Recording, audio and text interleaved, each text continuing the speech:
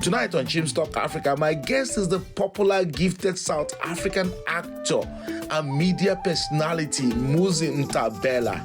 He speaks of his passion for Jesus and living a life of impact. Tonight on Chim Africa. Please like this video and leave a comment below. Let's know what you think. And don't forget to subscribe and click on the bell button and share this video with somebody else. From Cape Town to Cairo and from Mogadishu to Dakar, this is Chim's Talk Africa.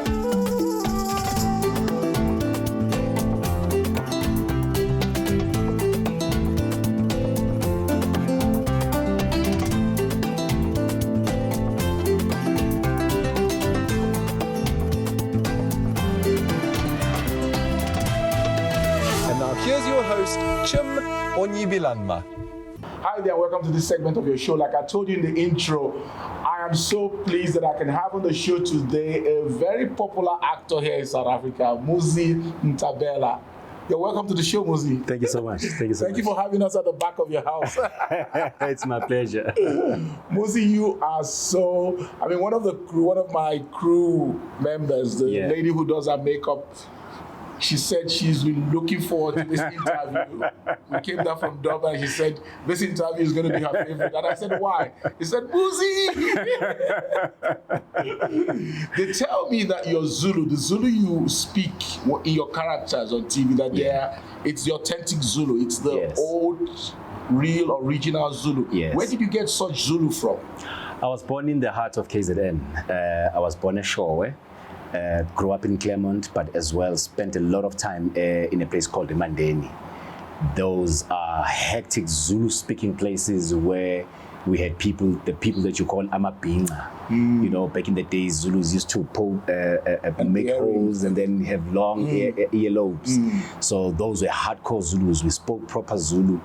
But you know, growing up in the rural areas and also growing up in Claremont, which is a city, there's always this thing that you're a farm boy, you come from the city and then you speak differently when you're in the city. But when I came to Johannesburg, they made me realize, you know, when you are among Zulus, you don't go around saying I'm a Zulu. Yeah. But when you come among other people, then you realize they call you Zulu. Zulus are like this and like that. And I decided, you know what? Let me just embrace being Zulu. Yeah, my instead of trying to be like a city Zulu. Let me embrace the place that I come from, which is hardcore, deep Zulu KZN. Wow. Yeah. And that embrace has endeared you to so many hearts. It has opened doors for me because sometimes we become shy about who we are when we are among other people, only to find that that's actually the gem that God is going to use to open doors for you. Isn't there a big lesson there, Muzi? Yeah. The fact that in trying to copy others, we lose our original identity and we never get to become all that we should be. But if we embrace the true identity of who we really are, doors will open for us. Exactly. That's exactly what has happened for me. People talk a lot about you and all that you have to overcome. One of the things, of course, is alcoholism at an early age. I suspect that this had to do with your embrace of Jesus Christ, finding your identity in Christ. Could you tell us a bit? I grew up a Catholic, a very staunch Catholic. My grandmother was a staunch Catholic. Every Sunday, everybody went to church. But when I came to Johannesburg, I was living alone, no parent. I was doing me, whatever I wanted to do. I had friends who were drinking, and so we started drinking. We became regular drinkers, and then I started living a loose life. I was fornicating, I was smoking weed, I was doing all sorts of things that I thought would make me happy. You know, when you are living with your parents, you begin to think that they are limiting your freedom. And then when you live alone, you do everything that you think is going to make you happy, only to find that true happiness is not found in the things of this world. The secular world will never truly fulfill you because true fulfillment comes from God. So I did everything that I thought would make me happy, and I realized it wasn't making me happy. And then I would be sitting and thinking to myself, this is not how I was raised. So as a youth leader in the Catholic Church, I faced some challenges. You know how church can be. So we had serious challenges in church. And when I grew up, I wasn't a youth leader. But the day I became a youth leader, I began to see the politics in the church. And that destroyed my spirit very deeply. So I decided to leave and forsake the church. I was reading secular books. I was reading New Age books, all sorts of material that some of which sound very Christian. Very good, yeah. But it's not. It's a mixture of Christianity and other religions. And then I realized that all of those things did not bring me fulfillment. So I started now going back to different churches. I tried so many other things. I tried Rastafarianism. It didn't work for me. And then eventually I visited Grace Bible Church. My grandmother had been begging me, she'd been begging me, come visit our church, just visit once. And I'm like, hey, Abazalwane, no, I'm not. I don't do that. No. Those people pray funny, they shout. I used to call them happy clappies. Happy clappies. And I call them, oh, glory, hallelujah, because they always say, glory, hallelujah. Weird so I was people. like, nah, I'm not going to those people. Yeah. But there came a point where my lack of fulfillment was so deep and great that I realized something needs to happen. There has to be more than this. So I went to different churches and then I went to Grace. Immediately I connected with the church. And because I was hurt by Christians before, I told myself, I'm just going to go to church. I'm not going to participate. I'm not going to be anything. I go to church and I go home. And eventually just one day something just said, today is the day that you respond to the altar call. Wow. And I just knew that that was the right decision for me on that day. And what happened to you? What happened? What change did you notice? Everything began to change because, as Africans, we also have a deep love for umuti, ancestral worship. So in my search for God, I started going to Inyanga, Izangoma. I was using umuti, I was regurgitating, I was doing all sorts of things. And I was also slaughtering, I was wearing ispandla. So I would proudly wear my ispandla to church and it'd be like, Abazalwane are not going to tell me anything. This is me, I'm an African, I'm a Zulu, I practice my culture. So I went there. Eventually, I became very uncomfortable. Nobody criticized me for what I was doing. But me, in my spirit, even when I was born again, I was still drinking, I carried on. It wasn't, for me, it wasn't a supernatural thing that just happened and I stopped everything. But slowly but surely, I became very uncomfortable when I used Umuti. Eventually, I just threw everything away. Wow. And I became uncomfortable with slaughtering. And I decided to stop. Actually, I usually tell people that when I stopped slaughtering, I actually said, Madlozi, I am never going to slaughter for you again. So this is us going our separate ways. And I decided from that day on that I'm going to trust God and God alone. Wow. It's Jesus and nothing. So I decided to be an uncompromising Christian in terms of not entertaining other altars, because it's all about not just going to church, but it's about a relationship, having that relationship with Christ, knowing Him for yourself.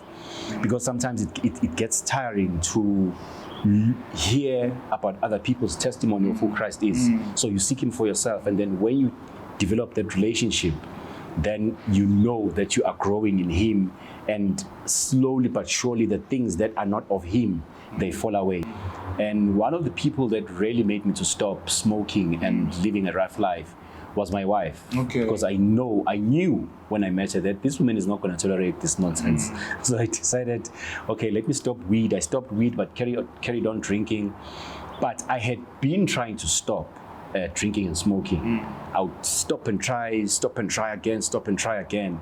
But eventually I realized that positive attitude is not going to help me to break these strongholds. So eventually I prayed and said, God, please help me to stop this, because I've been trying with my own strength. It didn't work. Now I need you to help me. And when Christ intervened for me, even the cravings for alcohol stopped. Wow.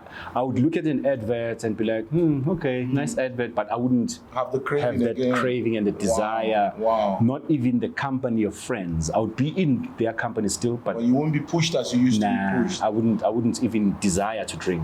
And that's what God does. God works from the inside From the out. inside. Not conformity from outside, but transformation from the inside. Yes. Let's talk about the acting career. Yes. When was your first big break, according to you, not according to what people say? What happened was I was still working as an editor. I was editing Zone 14. And the producers, there was a very, very, very small scene that needed to be done. And my producer, Angus Gibson, he said, no, Muzi can play this role. Because it was a scene where I was literally just walking down the road with a girl. Like an extra? No. It was like a call actor. Okay. It wasn't extra per se, but I was just walking down the road and Popeye and Spinach were pointing. Ah, that's the guy who's taking Pazuka's girlfriend. That was that was the scene. The season ended, and when the next season came, it had to become a bigger story than it was. Than they had thought it would be. And they said, no, you need to come back and finish the story. So I came back, I was still editing, and then I was acting and editing. Eventually, that was 2008. In 2012, it was a time in South Africa where we were starting with the Lokshin Bioscope. So people would be like, no, we saw you on Zone 14, so we think there's something there. You know, you are not a trained actor, but there's something there. If you are passionate about this, there's definitely something to work on. So they started giving me roles in Lokshin Bioscope, smaller roles. Eventually, Aspire started. And Bomb called me back to say, we've got a role for you. In the beginning, my character didn't have dialogue. Okay. I was just standing there as a bodyguard. Yeah. Eventually, my producer, Desi Magraf, says to me, you have such a strong presence on screen. Okay. We feel like we are wasting you if you don't say anything. We want to give you dialogue. Are you happy with that? I was like, I'm happy with that. Eventually, then I started talking and changed everything. Everything changed. That was your breakthrough role. Isibaya was my breakthrough role because I'd been doing smaller roles before, but that was my breakthrough role, and that's when doors just started opening. Wow. 90% of the roles I've done, I didn't even audition for them. I would just get called to say, we have a role for you. Just because of what they've seen of you? Because of what they'd seen. So acting has always been there, even when you didn't know so much? Or did you know before that first call to walk across? All I ever thought about when I was growing up was to become a Catholic priest. That was what it was in It's the only thing that was on my heart. Why did you throw that away? I mean, you decided not to do that even before you met Christ. Yes. At what point, what made you throw that away?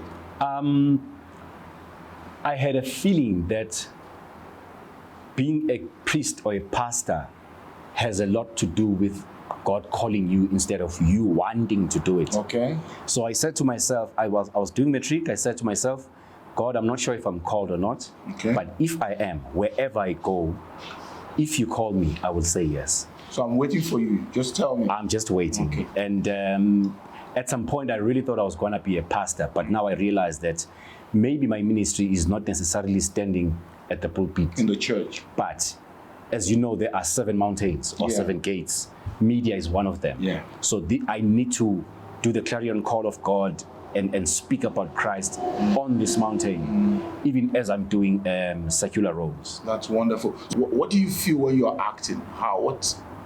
There's always that rush, adrenaline rush, because you need to create the character. Yeah. You need to look like that character. You need to convince people that you really are that character. Yeah. And then you need to, when you move on to the other character, you need to find things in the new character that will not be like the other character, because people need to be able to see that you are now doing something else and not that thing. Yeah.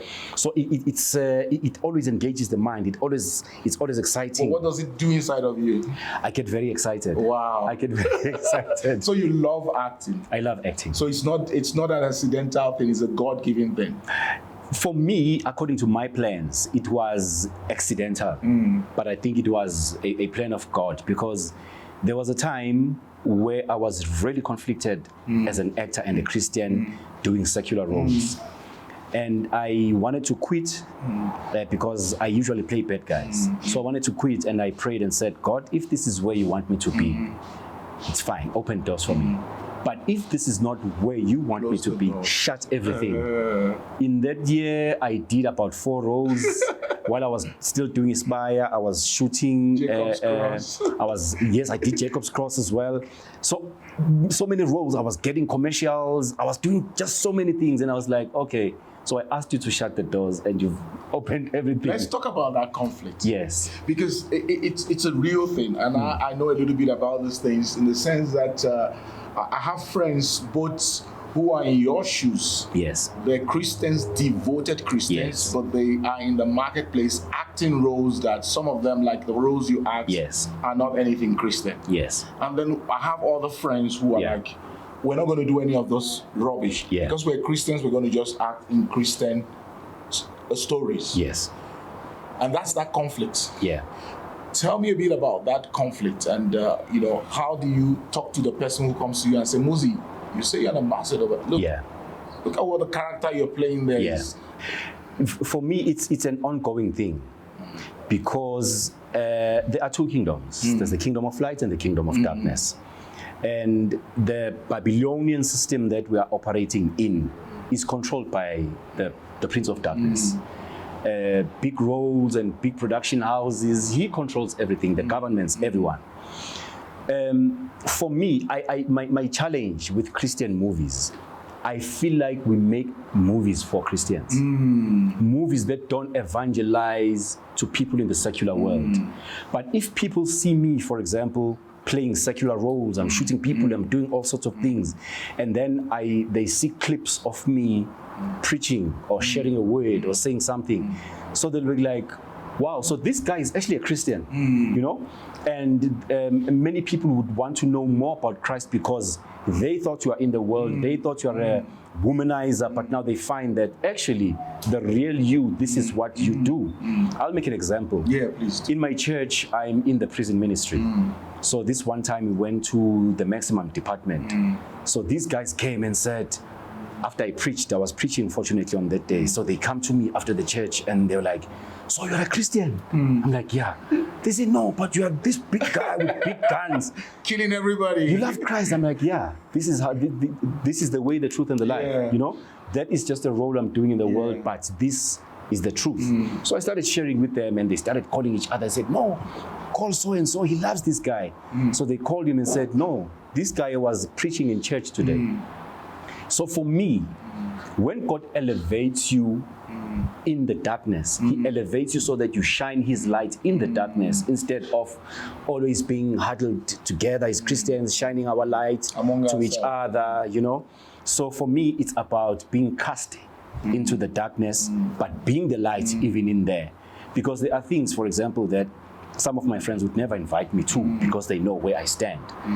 And sometimes they are the first ones to call you when they have challenges because they know where you stand and what you speak about. So those are opportunities to evangelize to people that do not know Christ instead of always doing nice roles, because it's those movies are nice, to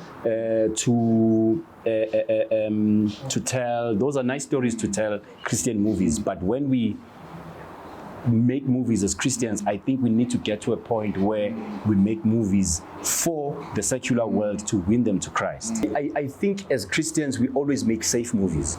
We don't make movies of people that are serious drug addicts and who are swearing and doing all sorts of things that the people in the world will relate to. And then we see them really transforming, because sometimes it becomes miraculous. And for me, it became a struggle as when I became born again and I was reading a lot of Christian books, and people would be like, no, when I gave my life to Christ, I felt like there was something like it, that happened. I was like, God, where's my thing? My one is different. Can I have a thunder or something? Can I see a wing of an angel? I saw nothing of the sort. And we seem to always be making movies that make people think something out of the ordinary would happen when salvation happens on a day-to-day basis. For example, 10 years ago, I wasn't this guy that I am today, but Christ has been changing my heart steady but surely.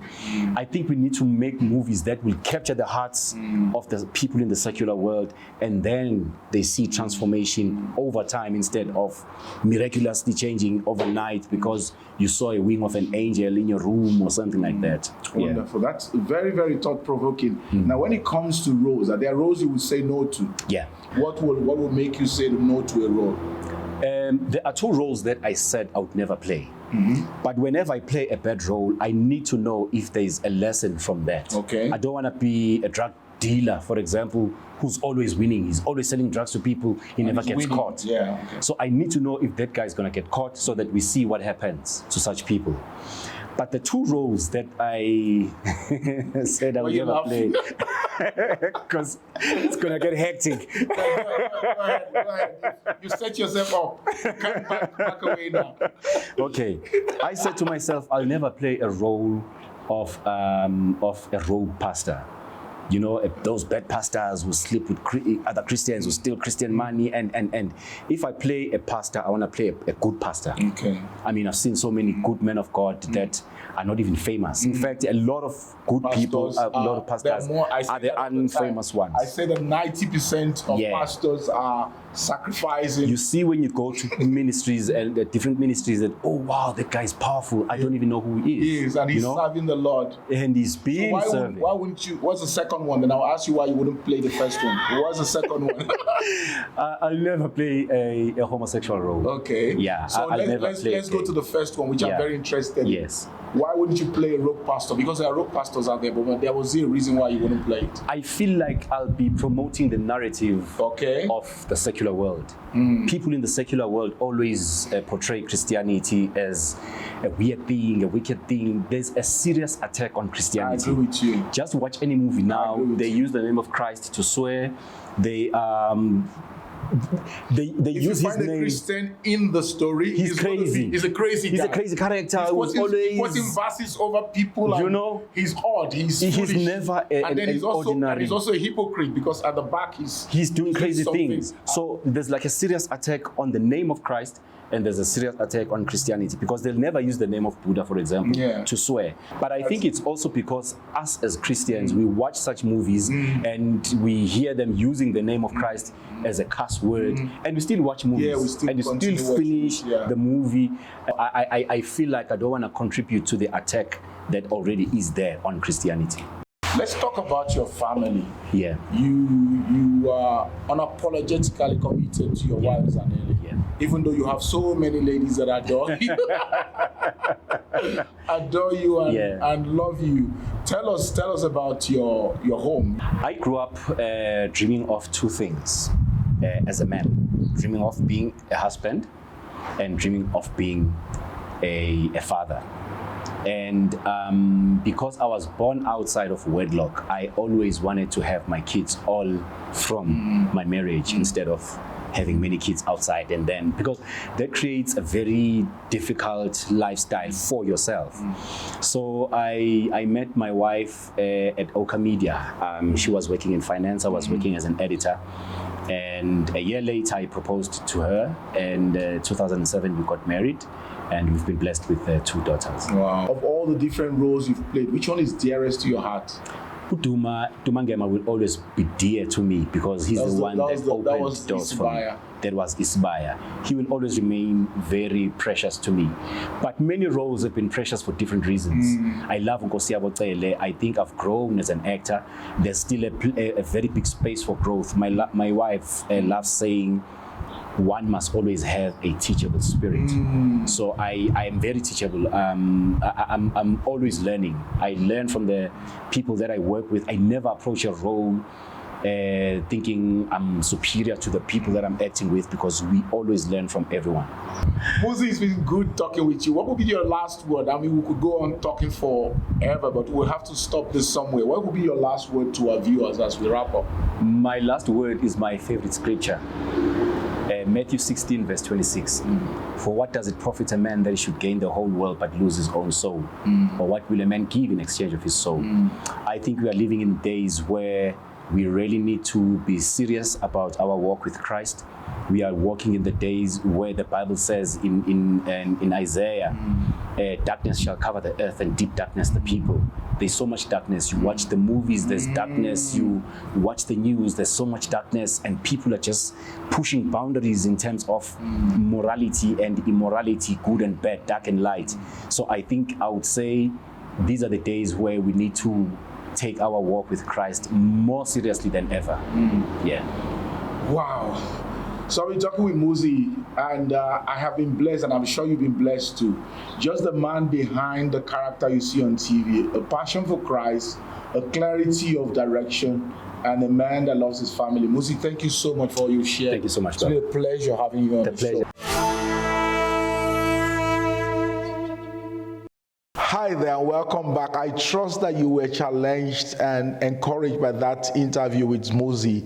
Now, before we go, I want to bring you the challenge of reaching out to the Zama people of Niger Republic. The Zama people in Niger Republic in West Africa are the second largest ethnic group in that country. They number about 5 million. Now, imagine this, that out of that 5 million, only a few hundreds can be said to be Christians. We're talking about millions and millions of people who have no gospel, who don't know about Jesus. Now, I bring this challenge to you because the Zamas consider themselves to be Muslims. They are 99.8% who are Muslims. They consider themselves to be ethnically, culturally, and religiously Muslims. And it's so difficult for them to consider being anything else. Yet, we have seen over the years that God has been saving Zamas. I have a friend of mine who even served with me for a while, who was a Zama. Zamas, some of you who live in Lagos or some other countries in West Africa, you know them as those people who change foreign currencies in the black market in Lagos and other cities. Some of them are also your security guards. The issue is this: there are millions of Zama without the gospel going to hell. I want you to consider adding them to your prayer list and pray for the Zamas to have the light of the gospel. Pray that the stronghold of Islam will be broken over them. Pray that the shields that cover their eyes will be removed so that they can see the glory that is in Christ Jesus. I want you to consider also giving towards those who are working among these people. Pray that God will send missionaries among them. We need more missionaries among them, and maybe you can go as a missionary. If you want to get more information of how you can be involved in reaching out to the Zamas of Niger Republic, why don't you use the contacts on the screen right now? Contact us and tell us, I want to know more about the Zamas, or support your work among the Zamas. We have missionaries among them, and we will send you information of how you can start getting involved today. Thank you so much. This is where we'll draw the curtain. Thank you for joining us this week. I'll see you same station, same time next week. Thanks.